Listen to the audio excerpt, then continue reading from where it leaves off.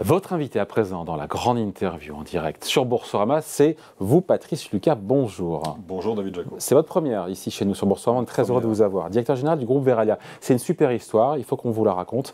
Vous êtes le troisième producteur mondial, premier européen, troisième mondial, de bouteilles et d'emballages en verre. Voilà.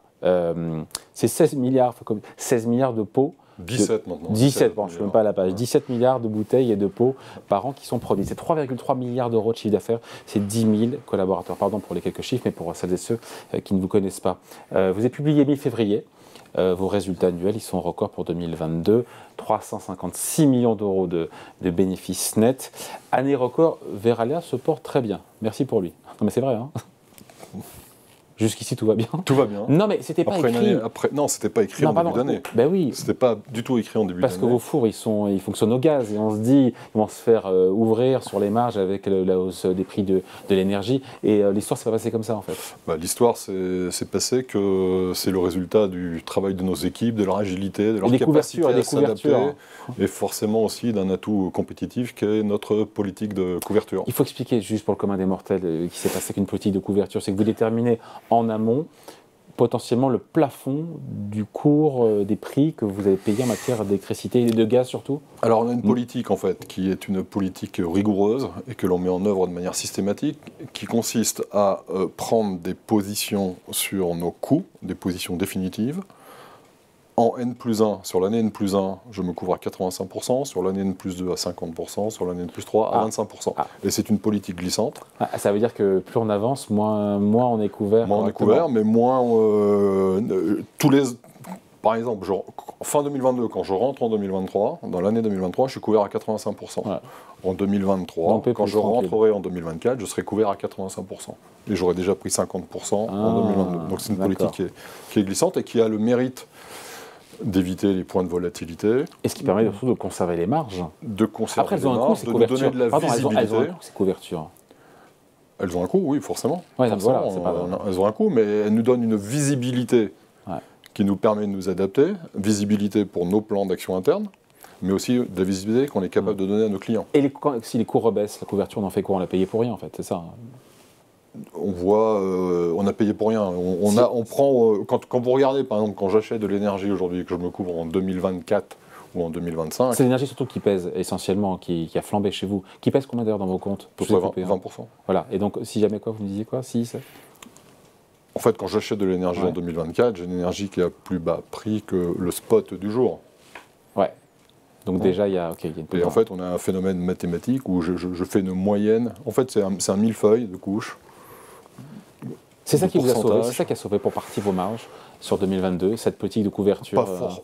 Pas uniquement, puisqu'en fait, on a notre business model, il repose sur 3 piliers.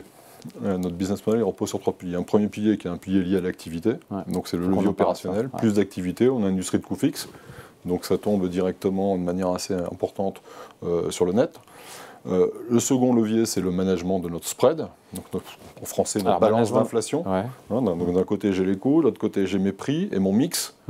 Et on se donne une stratégie extrêmement claire d'avoir un spread positif. Et puis le troisième levier, vous augmentez plus vos prix que ce qu'augmentez vos coûts. On cherche à équilibrer. Et grâce à notre politique de couverture énergétique, je n'ai pas répercuté l'ensemble des prix spot actuels de l'énergie, grâce à cette couverture.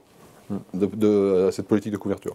Et le dernier levier, c'est ce qu'on appelle nos plans de performance, où on vise à réduire année après année de 2%. C'est notre productivité interne, à réduire nos coûts de production de 2%. Sans obérer l'avenir, sans obérer l'investissement, c'est en touchant à l'opérationnel, au quotidien. Exactement, c'est l'efficience de nos opérations, c'est tout ce que c'est des méthodologies rigoureuses. C'est pas seulement moins de crayon, moins de gomme, c'est pas juste ça. Non, ce serait dur de faire 2% sur nos coûts. Et donc ces 3 leviers, ce sont les 3 leviers qui contribuent à l'amélioration de nos résultats. Bon, est-ce qu'il y a ou pas ralentissement en vue? Parce que malgré tout, je vois la croissance du chiffre d'affaires, 25% sur 2022. On se dit que c'est impossible ou mission impossible à réitérer en 2023? Ou on peut continuer à être à 2 chiffres sans être à 25%? Alors, nous avons annoncé dans notre guidance pour 2023... 1 milliard d'euros de résultats. 1 milliard d'euros de résultats. Exploitation. Chiffre magique qu'on va aller chercher. Des EBITDA, exploitation. Oui, bien sûr, des EBITDA. Et pour le chiffre d'affaires, pour nos revenus, on vise une croissance supérieure à 20%. Quand même. Donc la croissance est toujours... Donc pas de ralentissement dans les différentes zones. C'est essentiellement en Europe, c'est ça? Europe et Amérique du Sud, hein? Enfin, oui, Europe et Amérique du Sud. Hein. Ouais. On reste vigilant, mais on ne voit pas de réduction, de récession à la porte. Des situations qui peuvent être assez différentes selon les géographies, mais on voit des volumes... Vous savez, le marché, pour faire un peu d'histoire, quand on regarde les 7 dernières années passées, le marché, c'est une croissance de 2,9% par an, y compris période Covid. On dit marché mature. Ça vous énerve quand on parle d'un marché mature pour votre marché du verre et de l'embouteillage? Je ne sais pas bien ce que ça veut dire, marché mature. C'est un marché de 3% de croissance par an, ça me paraît un marché qui a encore du potentiel. Ouais. Et en plus, avec un matériau, le verre, qui a un avenir devant lui de par l'aspect recyclable, ouais. Capacité à faire du réemploi même. On va en parler. Capacité à l'aspect sanitaire, hein, matériaux inertes. C'est-à-dire, juste pas de migration chimique de l'emballage vers le contenant, qui pourrait exister avec d'autres types d'emballage. Donc on est sur un matériau qui a un potentiel de croissance important devant nous. Et encore une fois, notre marché est très résilient. Près de 3% de croissance sur ces dernières années. Et donc de façon... Et comment vous faites 25% de croissance quand le marché en fait 3? Il y a un peu d'effet prix. Ouais. Ah ben voilà. Et si on retire l'effet prix, j'ai posé cette question à tous les patrons du CAC 40 ou du SBF 120 dont vous faites partie. Quand on retire l'effet prix, l'effet volume, il est comment? Est-ce que le chiffre d'affaires en volume... Effet volume 2022, flat. Il est à peu près flat. D'accord. En fait, avec deux périodes, un premier semestre qui était plutôt fort, un second semestre qui était plutôt en retrait, avec avec une particularité, que c'est sur second semestre, vous savez qu'un four, ça se rénove en fin de vie, tous les 12 ans, mais on a des opérations de maintenance qui permet de fabriquer exactement, qui maintient le verre en fusion et qui nous permet de fabriquer. Et à mi-vie, on fait des opérations de maintenance. Et sur le second semestre, il y avait plus d'opérations de maintenance que l'année précédente, ce qui fait qu'on a eu un petit effet une limitation de la capacité de par ces maintenances. Nos usines, elles tournent à 100%. Ouais, c'est vrai. 7 jours sur 7. Ouais. Donc la demande est là. La demande est là. On a même du mal à suivre la demande. C'est vrai? Bien sûr. Bien sûr. On voit derrière vous, enfin encore une fois, tous les pots, toutes les bouteilles d'eau, de champagne, de vin, tout ça c'est vous. Hein. Ouais. Qu'est-ce qui n'est pas vous? Nous sommes présents dans tous les segments. Donc les spiritueux. Quand on boit une bouteille de champagne, je donne pas de marque, quelle qu'elle soit, c'est sûrement une bouteille qui vient de chez vous? Écoutez, en Europe, nous sommes leaders. Ouais. Le numéro 1, allez, j'ai envie de dire, il y a une chance sur 3 quand vous ouvrez une bouteille qu'elle soit produite dans l'une de nos usines. Ouais. Donc je disais, spiritueux, les vins pétillants, les vins tranquilles, donc les vins, le rosé, le blanc, le rouge, les boissons non alcoolisées, et tout ce qui est food, donc les petits pots à la laitière, le pot de Nutella.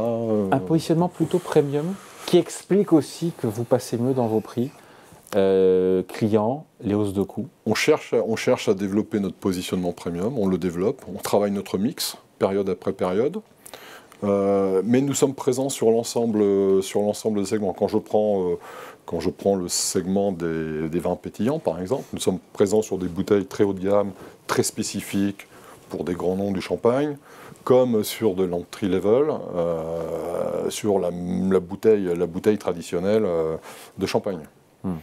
Après, il y a l'idée du c'est ce qui fait, c'est ce qui fait une des forces de notre groupe. On est déjà sur un marché résilient, et on voit bien que dans des contextes de problématiques de pouvoir d'achat, les consommateurs, finalement, ils font des arbitrages, mais sur la nourriture et les boissons, ils continuent de se nourrir. Là où ils font peut-être des arbitrages, c'est ils vont passer d'une bouteille premium à une bouteille medium range ou à une bouteille entrée de gamme. Et la beauté de Verallia, c'est que nous sommes présents sur l'ensemble de ces segments. Quand on pense au verre, on voit les fours, on se dit que ça consomme de l'énergie, donc ça émet du CO2, puisque c'est au gaz, non? Et le principalement au gaz, 80% de gaz. Voilà, donc on se dit vous devez avoir sous le coude, ou même déjà en marche, un projet de décarbonation qui est important. Qu'est-ce qui est prévu, au-delà des louables intentions, avec des investissements, avec une programmation, une trajectoire carbone. Qu'est-ce qui est prévu pour justement peut-être passer du four à gaz au, je sais pas, au four électrique, au four... Alors, on a un super... Et quelle électricité d'ailleurs au passage? On a un super projet de décarbonation. On s'est écrit une feuille de route. Qui a commencé quand? Qui a commencé, sur laquelle il y a eu une communication très claire fin 2021. Non, pas la communication en réel, ça commence quand? Donc ça a vraiment commencé. On est dedans, on est dedans, et je vais vous donner quelques chiffres, mais juste vous donner un peu de perspective. On s'est engagé à réduire nos émissions de CO2 de 46% à fin 2030 par rapport à 2019. Donc on est sur cette route. En 2022, nous avons réduit nos émissions de CO2 de 2,7% par rapport à 2021, moins 2,7%, et en cumul par rapport à 2019, on est déjà à 10,8, moins 10,8. Comment vous avez fait jusqu'à présent? On travaille l'efficience de nos fours.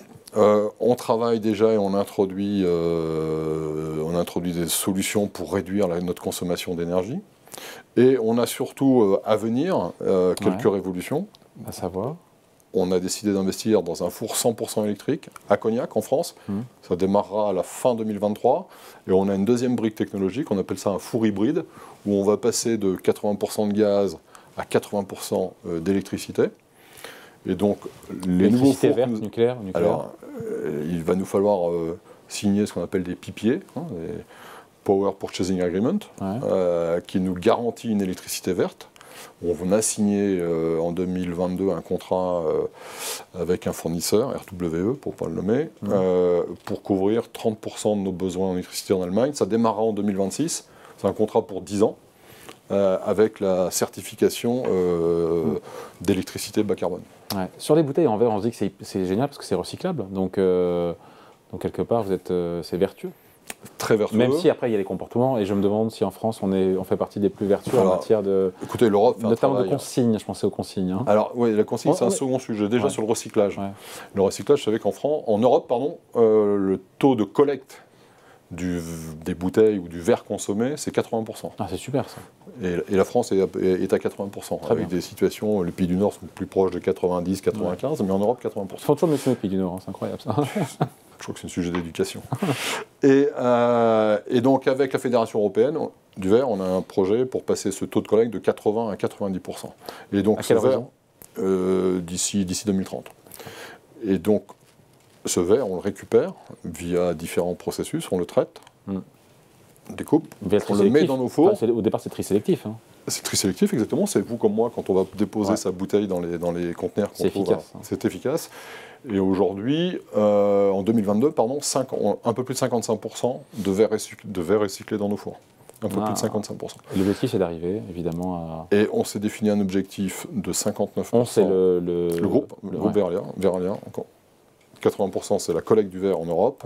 Nous, on utilise 55% dans nos fours. Au lieu de mettre des matières premières d'origine, 55% de la matière, l'objectif, c'est 59 en 2025 et 66 en 2030.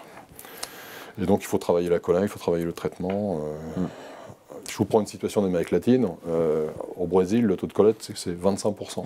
Très faible. Donc là, on s'investit, nous, en tant qu'entreprise, responsable, pour déployer. On prend nous-mêmes des investissements à charge avec certaines collectivités locales où on installe directement les bacs pour récupérer et on organise des chaînes logistiques. Donc là, ça c'est le recyclage. Pris à la consigne. Le réemploi, ce qu'on appelle le réemploi. C'est-à-dire qu'au lieu je produis une bouteille, mon client la remplit, ça part dans la distribution, c'est consommé, ça va dans le bac. On a des systèmes de réemploi où on peut faire 20 boucles. C'est-à-dire que les bouteilles sont récupérées, elles ne sont pas mises dans les bacs. Il y a toute une logistique qui se met en place. On nettoie la bouteille. Elles sont récupérées comment? Et on la réintroduit. Des entreprises, des services qui se mettent en place pour organiser cette chaîne logistique. Mais c'est en B2B, enfin, c'est pas du tout en... En France, c'est essentiellement du B2B. Vous allez en Allemagne, le pool d'eau minérale, il est organisé comme ça. Vous allez en Allemagne, dans la plupart des supermarchés, les infrastructures de consigne sont restées en place. Ça existait en France, hein. Moi, quand j'étais gamin... on allait porter sa bouteille. C'est vrai, ça. Donc ça a été démantelé. Et donc ça, c'est réemployé directement. Il n'y a pas besoin de la détruire ou de la... Non, on peut faire jusqu'à entre 15 et 20 cycles. Et donc il y a des économies d'énergie aussi là-dessus. Donc des économies d'énergie, oui. Donc, et ça, on y croit. C'est quelque chose qui va se développer. On est en retard. Enfin, on est en retard. Oui, par rapport à l'Allemagne. En fait, il y a l'Allemagne en Europe qui est loin devant tout le monde. Et beaucoup d'initiatives locales sont en train de se mettre en œuvre.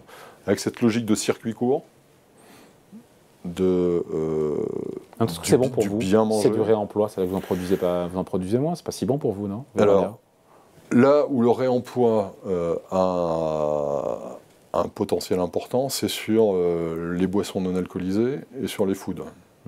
Et sur ces deux segments-là, c'est là où le verre a le moins de part de marché, par opposition au métallique, au carton, etc. Et donc pour nous, on le voit comme une opportunité de proposer des solutions plus écologiques face aux solutions de packaging concurrentes. Alors, on est Patrice Lucas sur Boursorama, on va se quitter en quelques instants. Juste le cours de bourse, j'ai regardé. La bourse apprécie cette histoire. 20% de hausse depuis le début de l'année, 85% sur un an. Il s'est passé un truc à l'automne. Déjà, est-ce que vous êtes satisfait de voir, encore une fois... satisfait de voir que le marché reconnaît nos résultats, reconnaît notre feuille de route, en particulier sur la partie décarbonation, reconnaît l'ambition qui est donnée et le développement que nous allons continuer d'insuffler au sein du groupe, avec notamment les capacitaires que j'ai annoncés récemment en Europe, avec un nouveau four en Espagne et un nouveau four en Italie. Donc oui, satisfait, mais c'est le début de l'histoire. Je crois que Verallia, c'est une entreprise jeune finalement cotée en bourse. Donc on a ex-filiale de Saint-Gobain, je ne l'ai pas dit. Hein. Ouais, ex-filiale de Saint-Gobain, cotée en bourse depuis 2019. Donc on a besoin de construire, comme on dit, notre track record. L'important c'est de dire ce qu'on fait, de faire ce qu'on dit. Et je crois que là, le marché suivra, et heureux de voir que le marché suit depuis octobre, effectivement. Et pourquoi d'ailleurs, pourquoi il y a eu un déclic? Qu'est-ce qui s'est passé l'automne dernier pour que les yeux se dessillent, hein? Début 2022, je pense que le marché avait du doute sur notre pricing power, la capacité finalement à passer des hausses de prix face à l'inflation qui était naissante. Tout en maîtrisant les coûts. Tout en maîtrisant les coûts, exactement. Et le deuxième phénomène, avant l'été, il y a eu, si vous vous souvenez, le risque de gas shortage, qu'on allait donc est-ce qu'il allait falloir arrêter les opérations, etc. Et quand on a publié nos résultats à fin septembre, je crois qu'il y a eu une belle reconnaissance de ce qu'on faisait, et en particulier que nous avions des plans d'action, si besoin était, pour continuer à produire avec 20% de gaz en moins. Bon, l'histoire boursière qui ne fait que commencer, 85% de hausse, ça se fait quand même sur un an du titre. Verallia. Merci beaucoup Patrice Lucas de passer nous voir donc, sur Boursorama. Merci. Directeur général du groupe Verallia, invité de la grande interview en direct sur Boursorama. Merci.